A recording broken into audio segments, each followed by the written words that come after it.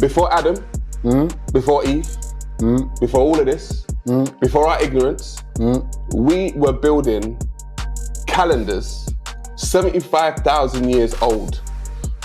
And then, like my brother said before, who the Christian brother, he was saying, you know, he needs to see evidence of things, etc., etc. There's some evidence of our greatness. And do we want to be excellent like that again, or do we want to be ignorant?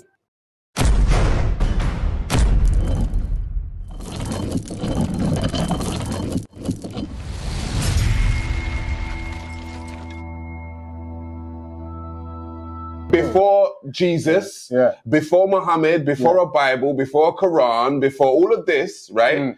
Humanity started that is a scientific fact. Okay. But now the question now becomes, what were we doing? Because the normal story that we're told, right, is that black people were sitting around in Africa, twiddling their thumbs. Europeans came. Waiting for Arabs and Europeans to show us the light of the world, right? And we didn't know anything before that, right? Because we were just these crazy primitive savages. Just running around going, ooh, ooh, ooh, around a campfire, right? So, Adonik, could you play the video with the lecture, please?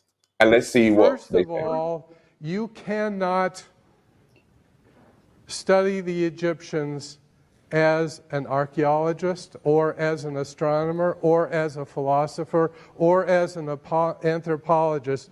You must put it all together because they put it all together.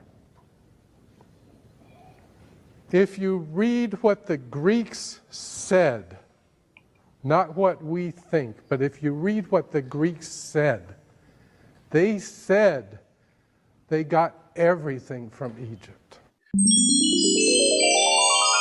So there is a man by the name of Herodotus. He is known as the father of history.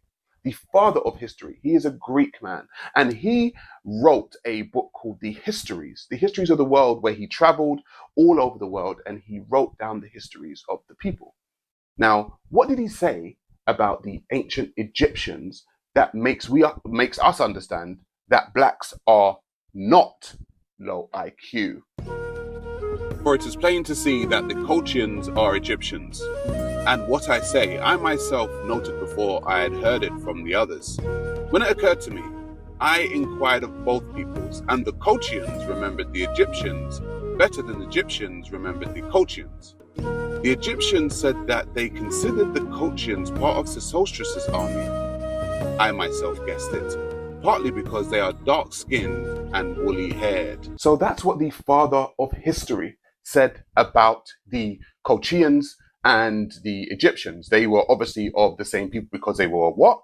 Dark-skinned and woolly-haired. Now we are told that the Egyptians were not dark-skinned and woolly-haired. We are told the Egyptians were white-skinned, and all of the, let's say the films and all the paraphernalia actually show us that the Egyptians were not dark-skinned and woolly-haired. But this man lived in the 5th century.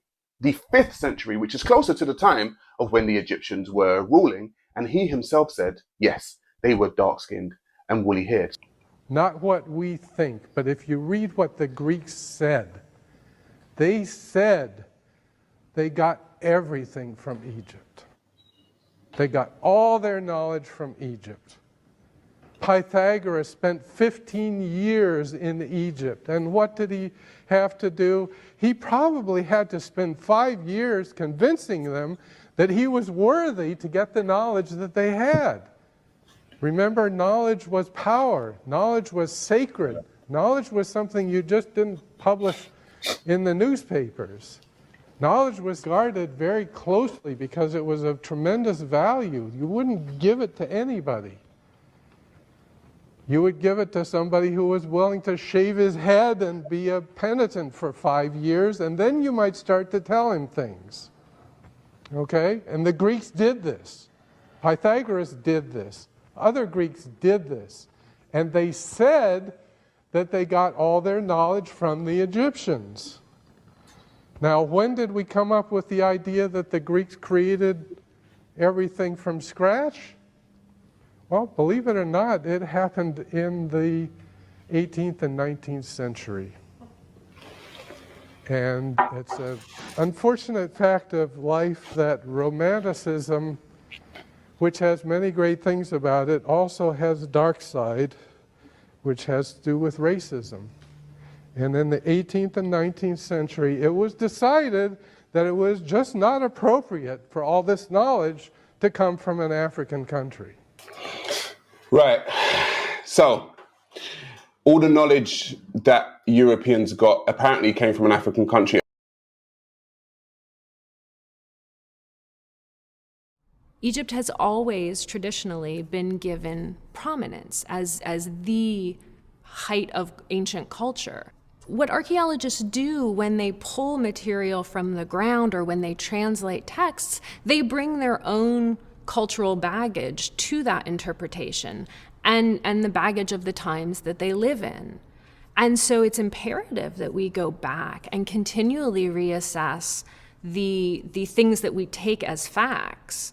Many of the early archaeologists came to the study of ancient Egypt and ancient Nubia from the perspective of Semitic languages or the study of the Hebrew Bible. And it was very important to them to bring Egypt specifically into the sphere of biblical studies.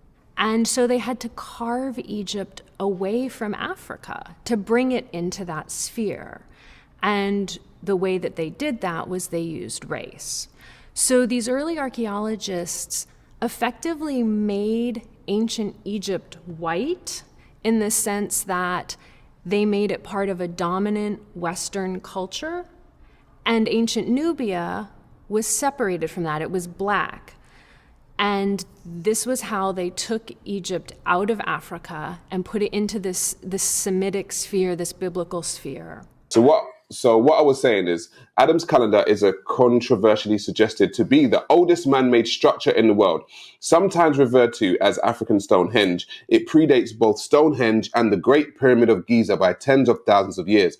Located in Mpumalanga, South Africa, it is a standing circle about 30 meters in diameter and has been estimated by some accounts to be more than 75,000 years old.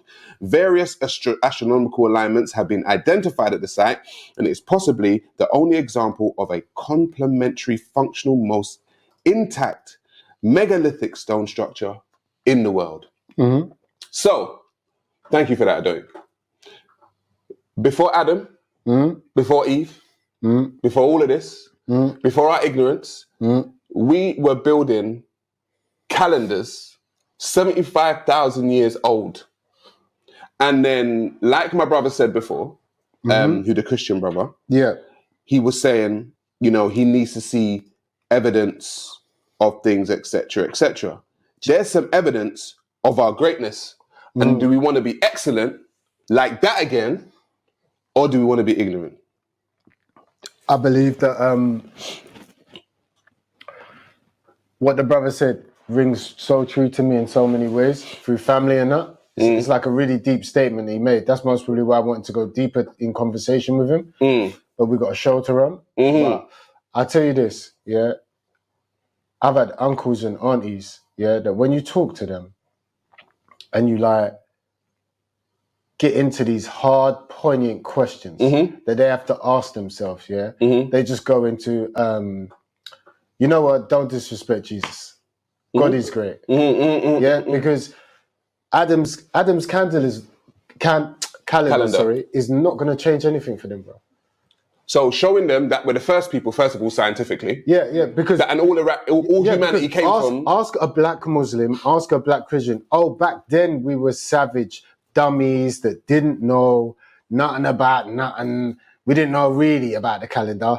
Like, we most probably guessed, and we most probably guessed wrong the months, yeah? Even though we made up the basis for the months. We made the basis for the star signs. Yeah, all of that spirituality, which now makes millions. Each one of them have millions.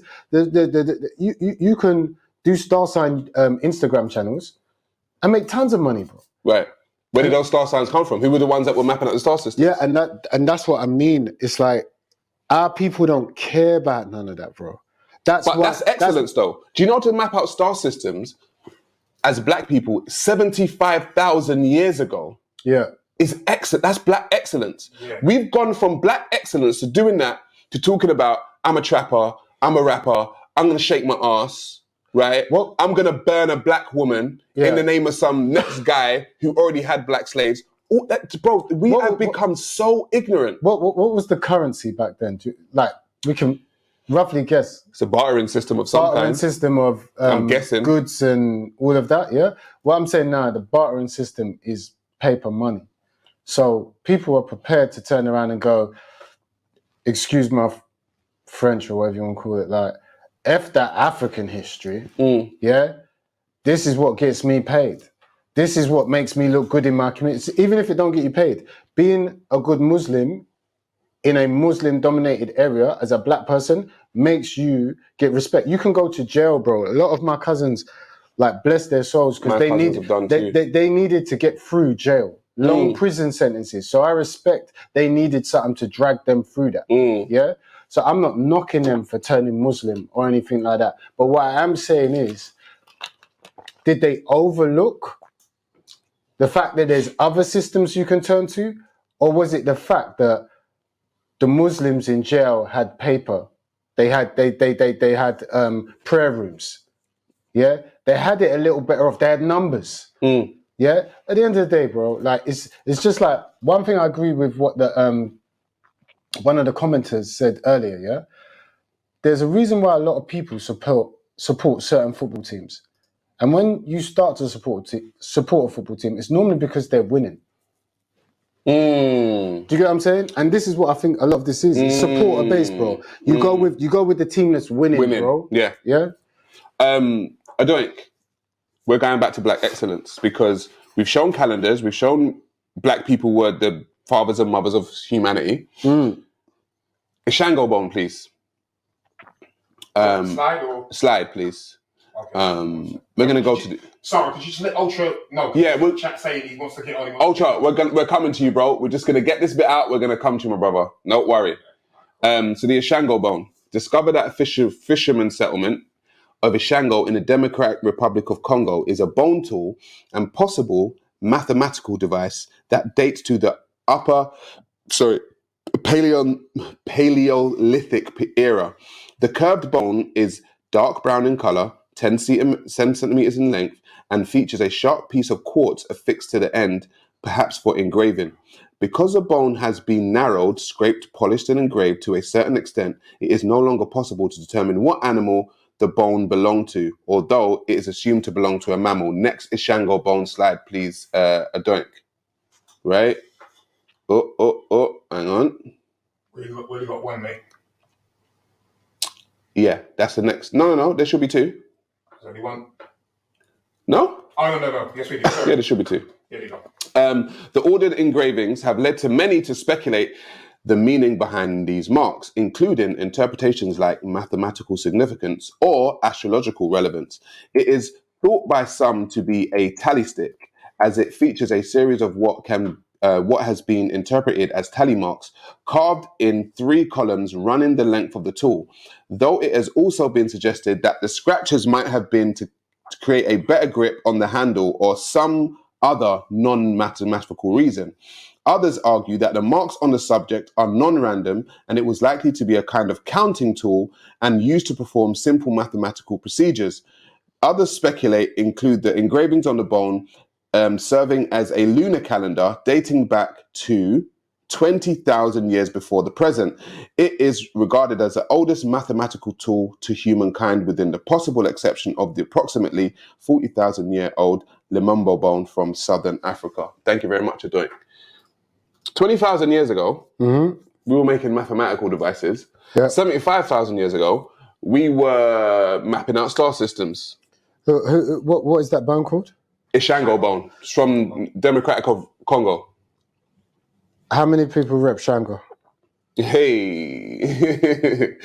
So no, that's my point. No one cares, bro. Like, I care, you care, we care about our history. No one cares, bro. Like, European people might even care, yeah?